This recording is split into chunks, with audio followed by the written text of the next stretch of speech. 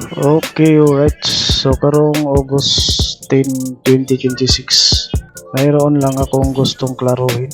So, doon sa nakaraang video ko, may sinasabi ako na sistema tungkol sa text message na matanggap natin sa load habang nagpa-load tayo. So, kung sakaling mangyari ng magbago na yung sistema sa template sa text message na matatanggap natin kung magpa-load tayo, kasi hindi yan imposible na babaguhin na yung template sa text message na matatanggap natin habang mapaload tayo. Kasi maaring mangyari yan every month or every year na mayroong babaguhin sa template sa text message na matatanggap natin habang magpa-load tayo. So kung mangyayari na babaguhin na yung template sa text message na matatanggap natin habang magpa-load tayo, so yung video na in-upload ko nung nakaraan tungkol sa text message habang magpa-load tayo is yun na mga video na yun is burahin ko na yun. Kung sakaling magbago yung template sa text message na matatanggap natin habang nagpa-load tayo. So kailangan na buburahin ko talaga yan kasi baka sabihin ng tao na